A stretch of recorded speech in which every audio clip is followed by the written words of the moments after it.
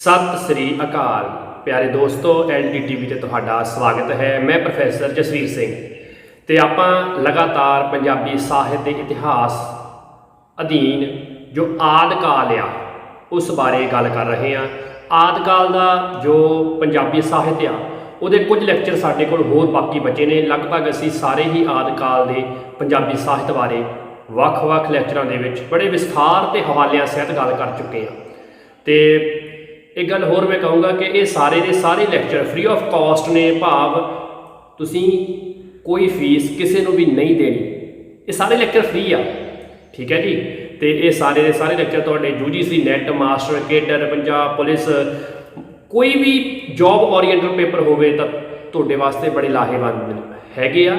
नालों नाल एक फायदा होर, जे तुसी BA कर रहे हो, MA कर रहे हो, हालांकि तुसी जे MPhil या PhD बारे विचार कर रहे हो तो ये लैक्चर तुहाडे वास्ते फिर भी बहुत बहुत रैलेवेंट ने, ठीक।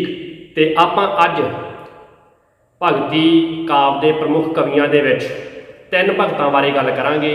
उन्हां विचों साडे कोल पहले भगत ने जी भगत सूरदास जी। अज आपां भगत सूरदास जी बारे गल करनी है। भगत सूरदास जी का जन्म जिहड़ा आ ये मन्निया जाता है कि 1478 ईस्वी दे विच होया सी ते संमत के अनुसार ये मन्निया जाता है कि 1535 दिन सोमवार नूं ये उन्हां दा जिहड़ा जन्म होया सी। जन्म स्थान बारे विद्वानां विच वख-वख मतभेद हैगे आ। कुछ विद्वान सीही पिंड दे विच जो दिल्ली दे विच स्थित आ उत्थे होया मनदे आ। कुछ विद्वान जिहड़े ने वो मथुरा ते आगरे दे विचकार रुनकता विच होया मनदे आ। रारे औंकड़ नन्ना कक्का तत्ते कन्ना रुनकता, ठीक है जी। ते वड्डी गल यह है कि भगत सूरदास जी बारे जो तुसीं सारे जानते हो वो बचपन तो ही जन्म तो ही नेत्रहीन सीगे।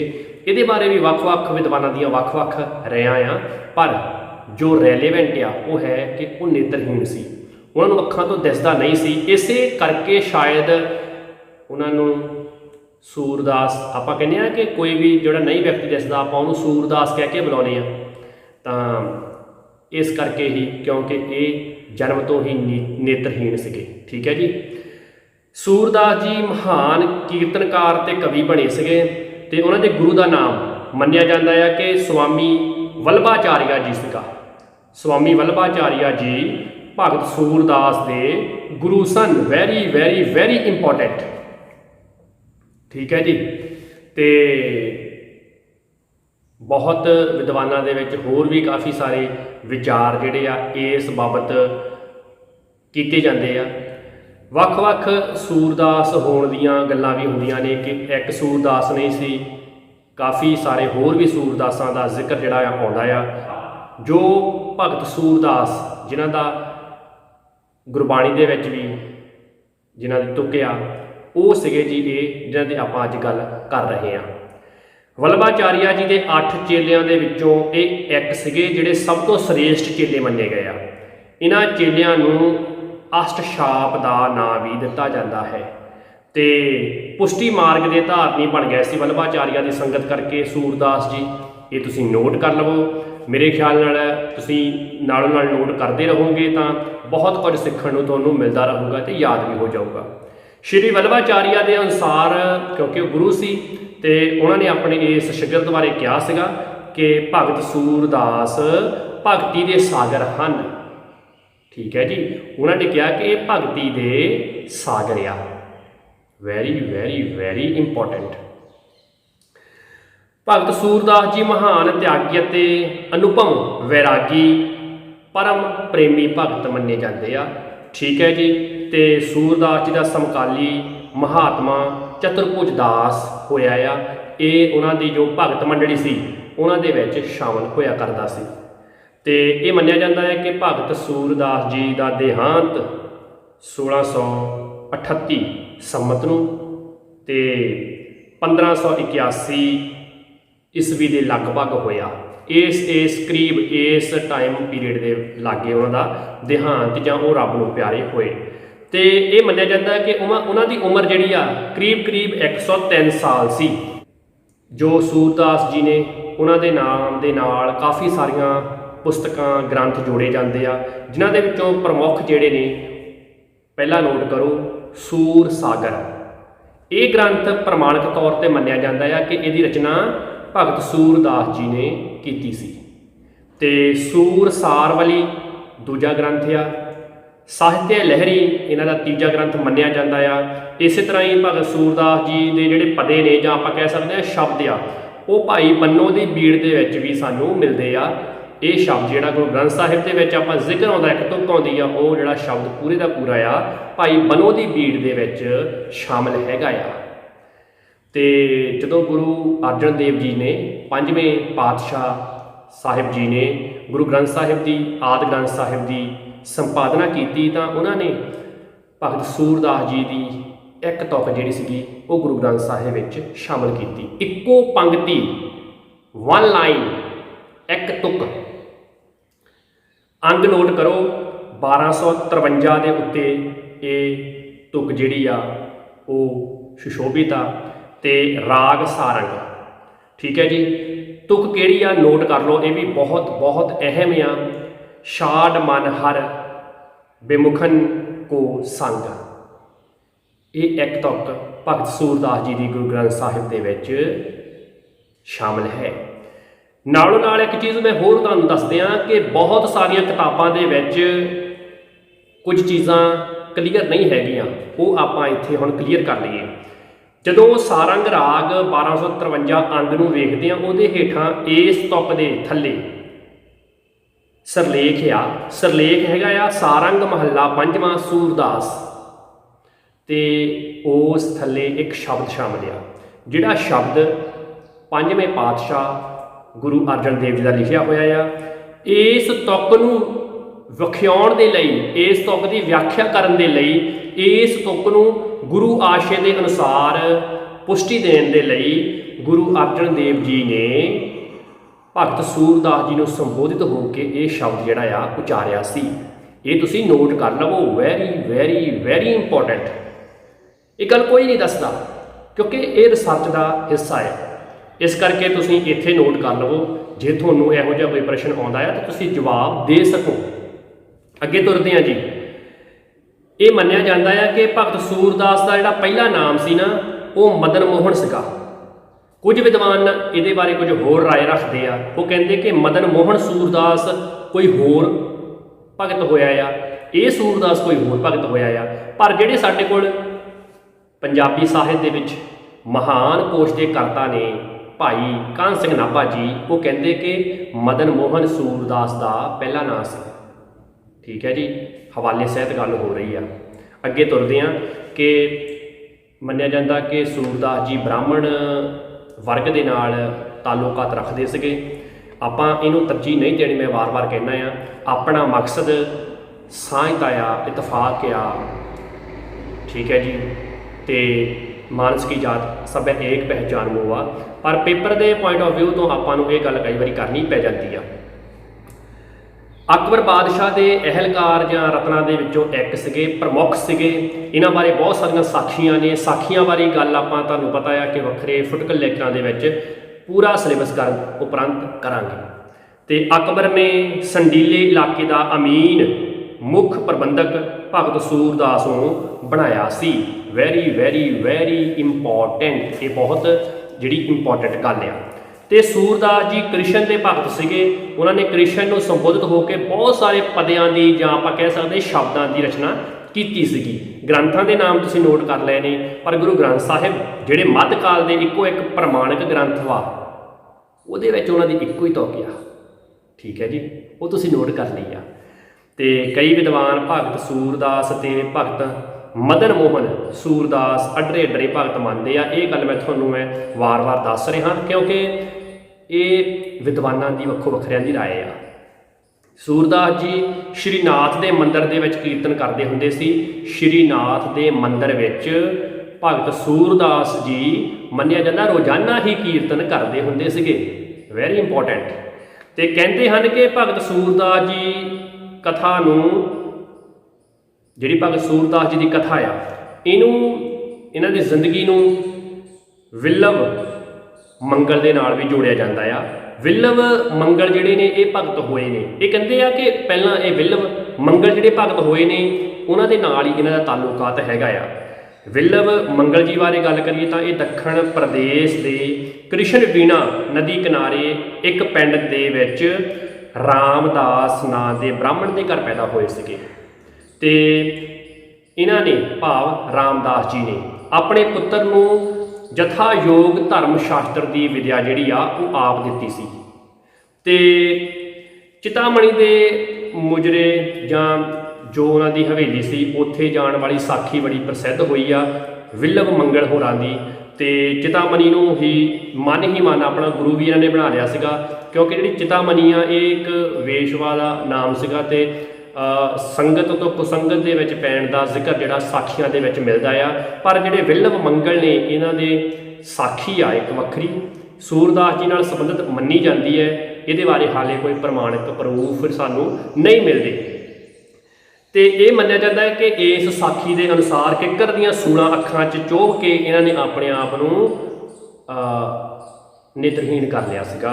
ਤੇ ਭਗਵਾਨ ਦਾ ਬਾਂਹ ਫੜ ਕੇ ਮਾਰਗਦਰਸ਼ਨ ਕਰਨਾ ਆਦਿ ਜਿਹੜੀਆਂ ਸਾਖੀਆਂ ਨੇ ਇਹ ਇਸ ਸਾਖੀ ਦੇ ਅਧੀਨ ਵਿਚਾਰੀਆਂ ਜਾਂਦੀਆਂ ਨੇ। ਵਿਲਵ ਮੰਗਲ ਜੀ ਨੂੰ ਵੀ ਸੂਰਦਾਸ ਨਾਲ ਲਿੰਕ ਕਰਨ ਦੀ ਕੋਸ਼ਿਸ਼ ਜਿਹੜੀ ਵੱਖ-ਵੱਖ ਵਿਦਵਾਨਾਂ ਨੇ ਕੀਤੀ ਆ। ਹਾਂ, ਇੱਥੇ ਆਪਾਂ ਭਗਤ ਸੂਰਦਾਸ ਜੀ ਦੀ ਗੱਲ ਕਰ ਰਹੇ ਹਾਂ, ਪਰ ਇਹ ਗੱਲ ਜੁੜਦੀ ਸੀ, ਇਸ ਕਰਕੇ ਤੁਹਾਡੇ ਨਾਲ ਸਾਂਝੀ ਕਰਨੀ ਬਹੁਤ ਜ਼ਰੂਰੀ ਸੀ ਤਾਂ ਕਿ ਪੇਪਰ ਦੇ ਪੁਆਇੰਟ ਆਫ ਵਿਊ ਤੋਂ ਅਸੀਂ ਕਿਸੇ ਵੀ ਤਰ੍ਹਾਂ ਪਛੜ ਨਾ ਸਕੀਏ, ਕਿਸੇ ਵੀ ਤਰ੍ਹਾਂ ਅਵੇਸਲੇ ਨਾ ਹੋਈਏ। ਅੱਗੇ ਤੁਰਦੇ ਹਾਂ ਜੀ। ਭਗਤ ਸੂਰਦਾਸ ਜਿਹੜੇ ਸੀਗੇ ਉਹ ਬ੍ਰਜ ਭਾਸ਼ਾ ਦੇ ਬੜੇ ਵੱਡੇ ਕਵੀ ਸੀਗੇ। ਬ੍ਰਜ ਭਾਸ਼ਾ ਦਾ ਉਹਨਾਂ ਦੀ ਕਵਿਤਾ ਦੇ ਉੱਤੇ ਬੜਾ ਪ੍ਰਭਾਵ ਸੀ, ਬੜਾ ਚੋਖਾ ਅਸਰ ਸਾਨੂੰ ਦਿਸਦਾ ਆ। ਤੇ ਸੂਰਦਾਸ ਜੀ ਆਪਣੇ ਆਪ ਨੂੰ ਕਈ ਥਾਵਾਂ ਤੇ ਕਹਿੰਦੇ ਆ ਕਿ ਪਾਪੀ ਮੰਨਦੇ ਸੀਗੇ। ਉਹ ਕਹਿੰਦੇ ਸੀਗੇ ਕਿ ਮੈਂ ਬਹੁਤ ਗੁਨਾਹਗਾਰ ਆ। ਇਹੋ ਜਿਹੀਆਂ ਗੱਲਾਂ ਉਹ ਆਪਣੇ ਸਮੇਂ ਵਿੱਚ ਕਹਿੰਦੇ ਹੁੰਦੇ ਸੀ। ਇਹ ਸਾਖੀ ਵੀ ਬਹੁਤ ਪ੍ਰਚਲਿਤ ਆ। ਇਹ ਗੱਲਾਂ ਜਿਹੜੀਆਂ ਨੇ ਨੁਕਤਿਆਂ ਨੂੰ ਆਪਾਂ ਆਪਣੇ ਜ਼ਿਹਨ ਦੇ ਵਿੱਚ ਵਸਾ ਲੈਣਾ ਆ। ਪਰ ਭਗਤਾਂ ਦਾ ਇੱਜ਼ਤ ਸਤਿਕਾਰ ਮਾਣ ਉਹਨਾਂ ਨੂੰ ਸਜਦਾ ਸਾਡਾ ਹਮੇਸ਼ਾ ਹੀ ਹੋਣਾ ਚਾਹੀਦਾ ਆ। ਉਹ ਸਾਡੇ ਲਈ ਸਤਿਕਾਰ ਦੇ ਪਾਤਰ ਨੇ। ਗੁਰੂ ਗ੍ਰੰਥ ਸਾਹਿਬ ਦੇ ਵਿੱਚ ਉਹ ਸੁਸ਼ੋਭਿਤ ਨੇ। ਅੱਗੇ ਤੁਰਦੇ ਹਾਂ ਜੀ। ਸੂਰਦਾਸ ਜੀ ਦੀ ਕਵਿਤਾ ਤੇ ਬ੍ਰਿਜ ਦਾ ਪ੍ਰਭਾਵ ਬਹੁਤ ਸੀ, ਬਹੁਤ ਵਧੇਰੇ ਸੀ। ਉਹਨਾਂ ਨੂੰ ਫਾਰਸੀ ਤੇ ਹਿੰਦੀ ਦੇ ਵਿਦਵਾਨ ਵੀ ਮੰਨਿਆ ਜਾਂਦਾ ਹੈ। ਇਹ ਗੱਲਾਂ ਤੁਸੀਂ ਨੋਟ ਕਰ ਲਵੋ। ਭਗਤ ਸੂਰਦਾਸ ਜੀ ਬਾਰੇ ਇਹ ਗੱਲਾਂ ਬੜੀਆਂ ਅਹਿਮ ਸੀ। ਤੇ ਰਣਜੀਤ ਦੀ ਆਵਾਜ਼ ਦੇ ਵਿੱਚ ਆਪਾਂ ਉਹ ਹੁਣ ਸ਼ਬਦ ਸੁਣਨਾ ਆ ਜਿਹੜਾ ਗੁਰੂ ਅਰਜਨ ਦੇਵ ਜੀ ਨੇ ਲਿਖਿਆ ਆ। ਭਗਤ ਸੂਰਦਾਸ ਜੀ ਦੀ ਉਸ ਇੱਕ ਤੁਕ ਦੀ ਵਿਆਖਿਆ ਕਰਕੇ ਭਗਤ ਸੂਰਦਾਸ ਜੀ ਨੂੰ ਸੰਬੋਧਿਤ ਹੁੰਦੇ ਆ। ਸਾਰੰਗ ਮਹੱਲਾ ਪੰਜਵਾ। ਸੂਰਦਾਸ ਇੱਕ ਓੰਕਾਰ ਸਤਿਗੁਰ ਪ੍ਰਸਾਦ। ਹਰ ਕੇ ਸੰਗ ਬਸੇ ਹਰ ਲੋਕ ਤਨ ਮਨ ਅਰਪ ਸਰਬਸ ਸਭ ਅਰਪਿਓ ਆਨੰਦ ਸਹਿਜ ਤੁਨ ਚੋਕ ਰਹਾਓ। ਦਰਸ਼ਨ ਪੇਖ ਭਏ ਨਿਰਭਿਖਈ ਪਾਏ ਹੈ ਸਗਲੇ ਥੋਕ ਆਨ ਬਸਤ ਸਿਉ ਕਾਜ ਨ ਕਛੁਐ ਸੁੰਦਰ ਬਦਨ ਅਲੋਕ। श्याम सुंदर तजान जो चाहत जो कुष्टि तन जोक सूरदास मन प्रभत लीनो दीनो एहो परलोक। श्याम सुंदर तज आन जो चाहत जो कुष्टि तन जोक सूरदास मन प्रभत लीनो दीनो एहो परलोक। ਸਾਡੇ ਕੋਲ ਅੱਜ ਦੇ ਇਸ ਲੈਕਚਰ ਦੇ ਵਿੱਚ ਦੂਜੇ ਭਗਤ ਨੇ ਭਗਤ ਭੀਖਣ ਜੀ। ਵੱਖ-ਵੱਖ ਵਿਦਵਾਨਾਂ ਨੇ ਕਿਹਾ ਆ ਕਿ ਭਗਤ ਭੀਖਣ ਜੀ ਦਾ ਜਨਮ ਜਿਹੜਾ ਆ ਉਹ 1480 ਈਸਵੀ ਜਾਂ 1483 ਈਸਵੀ ਦੇ ਦਰਮਿਆਨ ਹੋਇਆ। ਸੰਮਤ 1540 ਦੇ ਕਰੀਬ ਮੰਨਿਆ ਜਾਂਦਾ ਆ। ਇਹ ਤੁਸੀਂ ਸਾਰੀਆਂ ਤਰੀਕਾਂ ਨੋਟ ਕਰ ਲਵੋ ਕਿਉਂਕਿ ਇਹ ਸਮੇਂ ਜਿਹੜੇ ਆ ਉਹਨਾਂ ਦੇ ਜਨਮ ਦੇ ਮੰਨੇ ਜਾਂਦੇ ਆ। ਬਹੁਤਾ 1480 ਈਸਵੀ ਨੂੰ ਆਧਾਰ ਬਣਾਇਆ ਜਾਂਦਾ ਆ। ਠੀਕ ਹੈ ਜੀ। ਤੇ ਇਹ ਵੀ ਮੰਨਿਆ ਜਾਂਦਾ ਹੈ ਕਿ ਭਗਤ ਭੀਖਣ ਜੀ ਜਿਹੜੇ ਨੇ ਉਹ ਇਸਲਾਮ ਧਰਮ ਦੇ ਸੂਫੀ ਪ੍ਰਚਾਰਕ ਸੀਗੇ। ਹਾਲਾਂਕਿ ਕਿਤੇ ਵੀ ਇਹ ਸਿੱਧ ਨਹੀਂ ਹੁੰਦਾ ਕਿ ਭਗਤ ਭੀਖਣ ਜੀ ਇਸਲਾਮ ਪੰਥ ਨਾਲ ਸੰਬੰਧਿਤ ਸੀਗੇ। ਇਹ ਕਿਤੇ ਵੀ ਉਹਨਾਂ ਦੇ ਬਾਣੀ ਤੋਂ ਨਹੀਂ ਮਿਲਦਾ। ਹੋਰ ਵੀ ਕੋਈ ਹਜੇ ਸਿੱਧ ਨਹੀਂ ਕਰ ਸਕਿਆ, ਪਰ ਇਹ ਮੰਨਿਆ ਜਾਂਦਾ ਆ ਕਿ ਉਹ ਇਸਲਾਮ ਪੰਥ ਦੇ ਜਾਂ ਇਸਲਾਮ ਧਰਮ ਦੇ ਸੂਫੀ ਪ੍ਰਚਾਰਕ ਸਨ ਭਗਤ ਭੀਖਣ ਜੀ। ਤੇ ਭਗਤ ਭੀਖਣ ਜੀ ਦਾ ਜਨਮ ਸਥਾਨ ਜਨਮ ਕਿੱਥੇ ਹੋਇਆ ਇਹ ਮੰਨਿਆ ਜਾਂਦਾ ਕਾਕੋਰੀ। ਇਹ ਲਖਨਊ ਦੇ ਵਿੱਚ, ਲਖਨਊ ਦੇ ਨੇੜੇ ਸਥਿਤ ਆ। ਠੀਕ ਹੈ ਜੀ। ਤੇ ਜਿਹੜਾ ਉਹਨਾਂ ਨੂੰ 10 ਸਾਲ ਦੀ ਉਮਰ ਵਿੱਚ ਮੰਤਰ ਮਿਲਿਆ ਸੀਗਾ ਇੱਕ ਕੀਰਤਨ ਕਰ ਰਹੀ ਸਾਧੂਆਂ ਦੀ ਜਾਂ ਭਗਤਾਂ ਜਾਂ ਸੰਤਾਂ ਦੀ ਮੰਡਲੀ ਤੋਂ, ਉਹ ਸੀ ਰਾਮ ਰਾਮ। ਇਹ ਗੁਰਮੰਤਰ ਜਿਹੜਾ ਸੀ ਉਹਨਾਂ ਨੇ ਇਹਨਾਂ ਨੂੰ ਭਗਤ ਭੀਖਣ ਜੀ ਨੂੰ ਦਿੱਤਾ ਸੀ, ਕਿਉਂਕਿ ਇਹ ਬਚਪਨ ਤੋਂ ਹੀ ਬੜੇ ਵੈਰਾਗਮਈ ਧਾਰਨਾ ਦੇ ਭਗਤ ਕਵੀ ਹੋਏ ਨੇ। ਸੂਫੀ ਭਗਤਾਂ ਤੇ ਕਵੀਆਂ ਦਾ ਪ੍ਰਭਾਵ ਇਹਨਾਂ ਨੇ ਬਹੁਤ ਕਬੂਲਿਆ, ਉਹ ਇਹਨਾਂ ਦੇ ਉੱਤੇ ਸਾਨੂੰ ਨਜ਼ਰ ਆਉਂਦਾ ਆ। ਤੇ ਇਹਨਾਂ ਦਾ ਜੋ ਇਸ ਫਾਨੀ ਸੰਸਾਰ ਨੂੰ ਛੱਡਣ ਦਾ ਸਮਾਂ ਆ, ਵਿਦਵਾਨ ਮੰਨਦੇ ਆ 1630 ਜਾਂ 1631 ਈਸਵੀ। ਇਸੇ ਤਰ੍ਹਾਂ ਹੀ 1573 ਜਾਂ 74 ਸੰਮਤ ਜਿਹੜਾ ਆ ਇਹ ਮੰਨਿਆ ਜਾਂਦਾ ਆ। ਤੇ ਉਮਰ ਇਹ ਮੰਨੀ ਜਾਂਦੀ ਆ ਕਿ 93 ਸਾਲ ਦੀ ਉਮਰ ਭਗਤ ਭੀਖਣ ਜੀ ਨੇ ਆਪਣੀ ਹੰਢਾਈ ਸੀ। 93 ਸਾਲ ਦੀ ਉਮਰ ਤੱਕ ਇਸ ਸੰਸਾਰ ਦੇ ਵਿੱਚ ਆਪਣੇ ਪਰਮਾਤਮਾ ਨੂੰ ਧਿਆਉਂਦੇ ਰਹੇ ਸੀਗੇ। ਤੇ ਜੇ ਆਪਾਂ ਭਗਤ ਭੀਖਣ ਜੀ ਦੀ ਬਾਣੀ ਦੀ ਗੱਲ ਕਰੀਏ ਤਾਂ ਗੁਰੂ ਗ੍ਰੰਥ ਸਾਹਿਬ ਦੇ ਵਿੱਚ, ਕਿਉਂਕਿ ਗੁਰੂ ਗ੍ਰੰਥ ਸਾਹਿਬ ਮੱਧਕਾਲ ਦਾ ਇੱਕੋ ਇੱਕ ਪ੍ਰਮਾਣਿਕ, ਸਭ ਤੋਂ ਵੱਡ ਆਕਾਰੀ ਤੇ ਸਾਂਭਣਯੋਗ ਸਤਿਕਾਰਨਯੋਗ ਗ੍ਰੰਥ ਆ ਗੁਰੂ ਗ੍ਰੰਥ ਸਾਹਿਬ। ਤੇ ਇਸ ਗੁਰੂ ਗ੍ਰੰਥ ਸਾਹਿਬ ਦੇ ਵਿੱਚ ਭਗਤ ਭੀਖਣ ਜੀ ਦਾ ਇੱਕ ਸ਼ਬਦ ਆ, ਅੰਗ 659 ਦੇ ਉੱਤੇ, ਤੇ ਰਾਗ ਹੈ ਸੋਰਠ। ਸੋਰਠ ਰਾਗ ਦੇ ਵਿੱਚ ਇੱਕ ਸ਼ਬਦ 659 ਦੇ ਉੱਪਰ ਇਹਨਾਂ ਦਾ ਸਾਨੂੰ ਮਿਲਦਾ ਆ। ਆਓ ਪਹਿਲਾਂ ਆਪਾਂ ਰਣਜੀਤ ਤੋਂ ਇਹ ਸ਼ਬਦ ਸਰਵਣ ਕਰਦੇ ਹਾਂ। राग सोठ बाणी भगत भीखन की, एक ओंकार सतगुर प्रसाद। नैनो नीर बह तन खीना, पय केस दुधवानी। रुदा कंठ शब्द नहीं चरै, अब क्या करे परानी। राम राय हो हे बैद बनवारी, अपने संतैली हो उबारी रहाओ। माथे पीर शरीर जलन है, करक करे जे माही। ऐसी बेदन उपज खरी, पई वाका औखद नाही। हर का नाम अमृत जल निर्मल, एहो औखद जग सारा। गुर प्रसाद कह जन भीखन, पावो मोख द्वारा। ऐसा नाम रतन निर्मोलक, पुण्य पदार्थ पाया। अनिक जतन कर हृदय राखिया, रतन न छपै छपाया। हर गुण कहते कहन न जाई, जैसे गूंगे की मटियाई रहाओ। रसना रमत सुनत सुख श्रवणा, चित चेते सुख होई। कहो भीखन दुए नैन संतोखे, जह देखा तह सोई। रसना रमत सुनत सुख श्रवणा, चित चेते सुख होई। कहो भीखन दुए नैन संतोखे, जह देखा तह सोई। ਪਿਆਰੇ ਦੋਸਤੋ, ਇੱਕ ਚੀਜ਼ ਜ਼ਰੂਰ ਤੁਸੀਂ ਨੋਟ ਕਰਿਓ ਕਿ ਬਹੁਤ ਸਾਰੀਆਂ ਕਿਤਾਬਾਂ ਦੇ ਵਿੱਚ ਗਲਤ ਸਾਨੂੰ ਇਹ ਇਨਫੋਰਮੇਸ਼ਨ ਦਿੱਤੀ ਜਾਂਦੀ ਹੈ ਕਿ ਭਗਤ ਭੀਖਣ ਜੀ ਦੇ 2 ਸ਼ਬਦ ਮਿਲਦੇ ਗੁਰੂ ਗ੍ਰੰਥ ਸਾਹਿਬ ਵਿੱਚ। ਇਹ ਬਿਲਕੁਲ ਗਲਤ ਆ। ਗੁਰੂ ਗ੍ਰੰਥ ਸਾਹਿਬ ਵਿੱਚ ਭਗਤ ਭੀਖਣ ਜੀ ਦਾ ਇੱਕੋ ਹੀ ਸ਼ਬਦ ਆ 659 ਦੇ ਉੱਪਰ ਸੋਰਠ ਰਾਗ ਦੇ ਵਿੱਚ, ਕਿਉਂਕਿ 660 ਅੰਗ ਤੋਂ ਧਨਾਸੀ ਰਾਗ ਸ਼ੁਰੂ ਹੋ ਜਾਂਦਾ ਆ।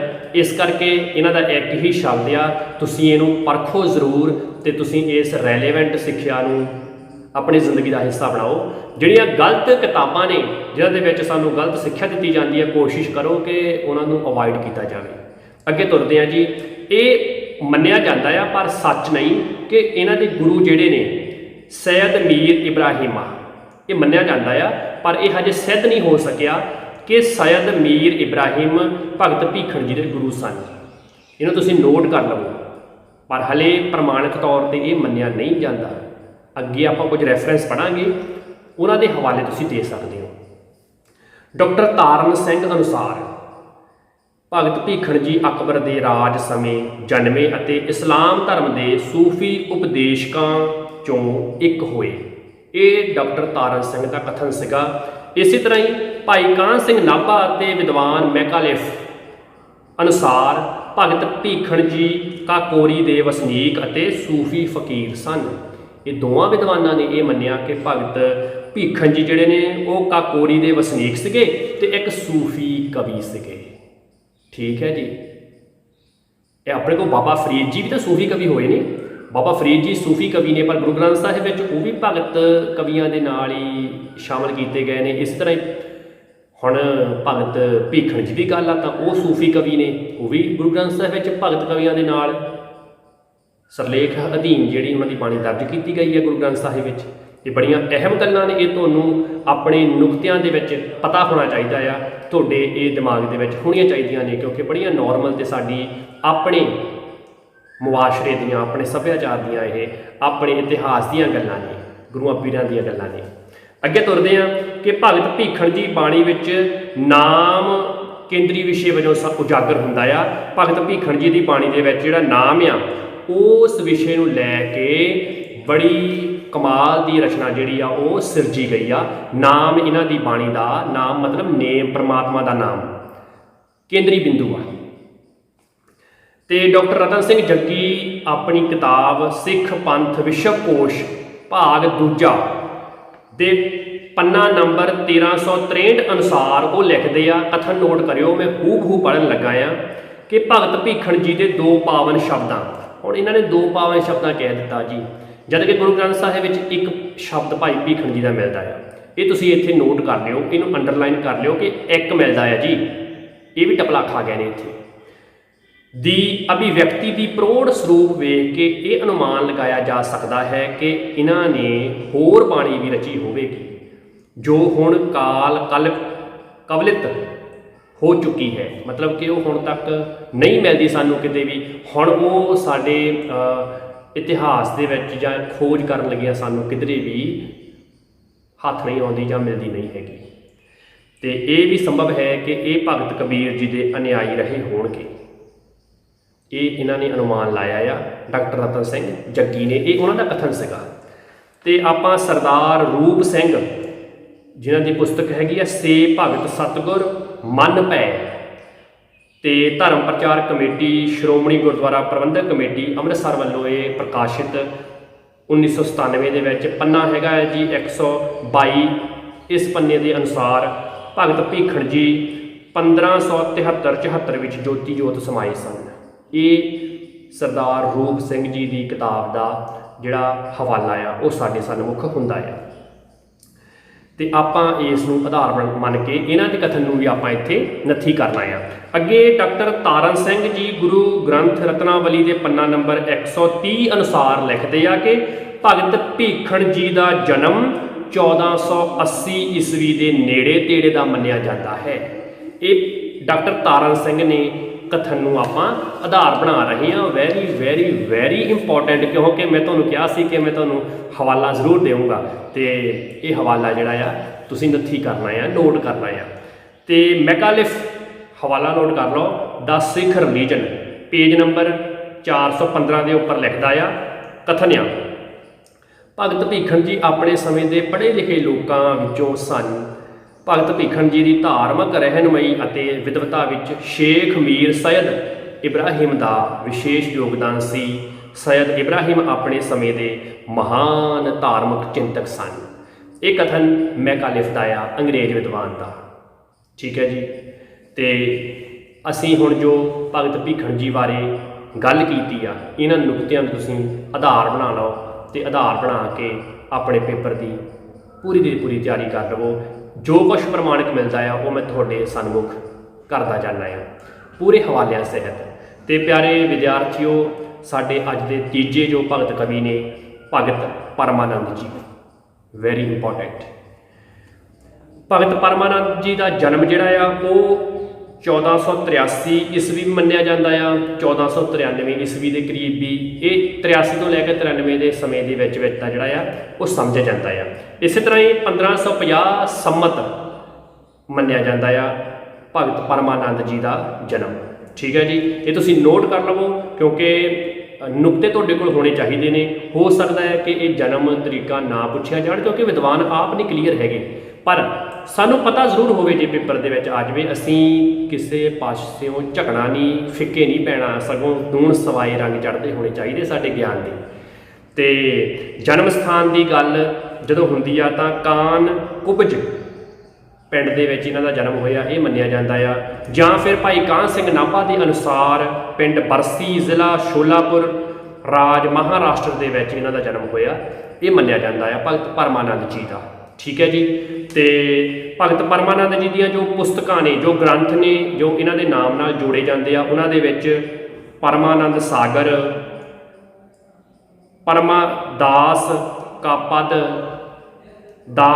ਦਾਨ ਲੀਲਾ, ਧਰੁਵ ਚਰਿੱਤਰ, ਇਹ ਜਿਹੜੇ ਨੇ ਇਹ ਇਹਨਾਂ ਦੇ ਨਾਮ ਦੇ ਨਾਲ ਜੋੜੇ ਜਾਂਦੇ ਗ੍ਰੰਥ ਨੇ। ਇੱਕ ਵਾਰੀ ਦੁਬਾਰਾ ਨੋਟ ਕਰ ਲਵੋ, ਪਰਮਾਨੰਦ ਸਾਗਰ, ਪਰਮਾਦਾਸ ਕਾ ਪਦ, ਦਾਨ ਲੀਲਾ, ਧਰੁਵ ਚਰਿੱਤਰ ਜਿਹੜੇ ਨੇ ਇਹ ਇਹਨਾਂ ਦੇ ਗ੍ਰੰਥ ਜਿਹੜੇ ਆ ਮੰਨੇ ਜਾਂਦੇ ਆ, ਇਹਨਾਂ ਦੇ ਨਾਮ ਦੇ ਨਾਲ ਜੋੜੇ ਜਾਂਦੇ ਆ। ਠੀਕ ਹੈ ਜੀ।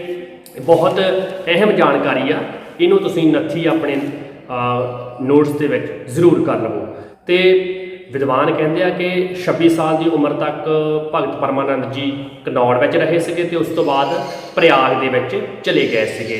ਇਸੇ ਤਰ੍ਹਾਂ ਹੀ ਜੇ ਆਪਾਂ ਭਗਤ ਪਰਮਾਨੰਦ ਜੀ ਦੀ ਗੁਰੂ ਗ੍ਰੰਥ ਸਾਹਿਬ ਵਿੱਚ ਸ਼ਾਮਲ ਬਾਣੀ ਦੀ ਗੱਲ ਕਰੀਏ ਤਾਂ ਉਹਨਾਂ ਦਾ ਇੱਕ ਸ਼ਬਦ ਗੁਰੂ ਗ੍ਰੰਥ ਸਾਹਿਬ ਦੇ ਵਿੱਚ ਸ਼ਾਮਲ ਕੀਤਾ ਗਿਆ ਗੁਰੂ ਅਰਜਨ ਦੇਵ ਜੀ ਵੱਲੋਂ, ਤੇ ਇਹ ਸ਼ਬਦ ਜਿਹੜਾ ਆ ਅੰਗ 1253 ਦੇ ਉੱਪਰ ਸਾਨੂੰ ਮਿਲਦਾ ਆ ਰਾਗ ਸਾਰੰਗ ਦੇ ਵਿੱਚ।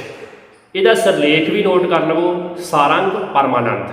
ਤੇ ਆਓ ਆਪਾਂ ਰਣਜੀਤ ਦੀ ਆਵਾਜ਼ ਦੇ ਵਿੱਚ ਪਹਿਲਾਂ ਇਹ ਸ਼ਬਦ ਸੁਣਦੇ ਹਾਂ।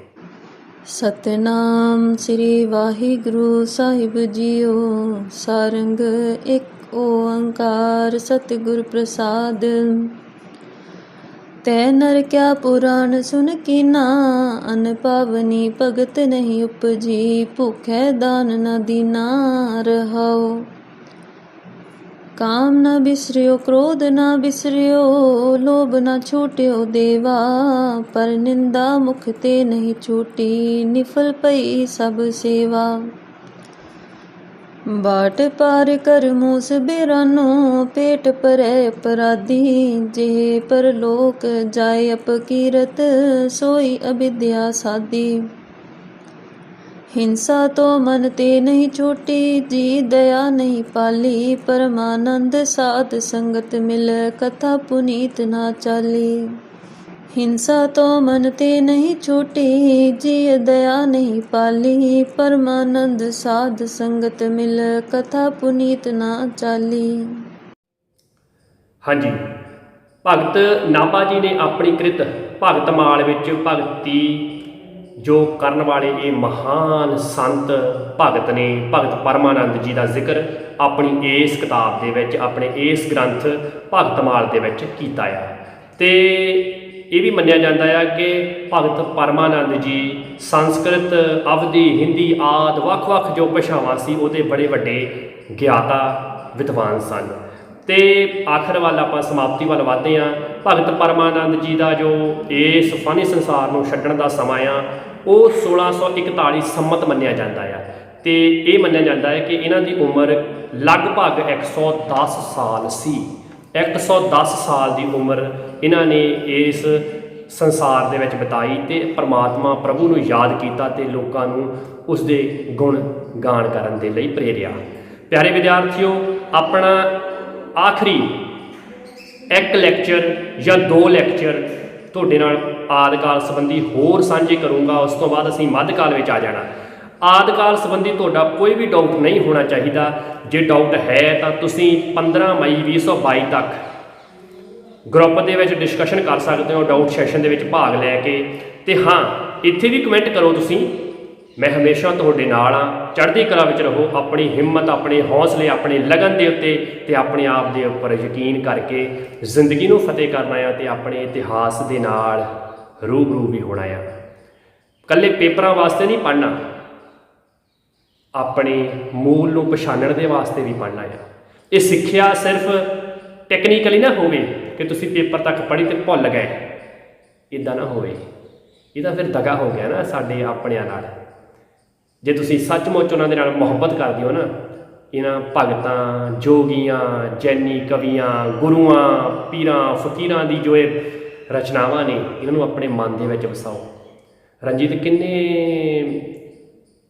ਕਿੰਨੇ ਆਪਣੇ ਉਚਾਰਨ ਤੇ ਲਹਿਜੇ ਦੇ ਪੱਖੋਂ ਕਿੰਨੀ ਸ਼ਰਧਾ ਦੇ ਨਾਲ ਸ਼ਬਦ ਸਾਡੇ ਨਾਲ ਸਾਂਝੀ ਕਰਦੀ ਆ।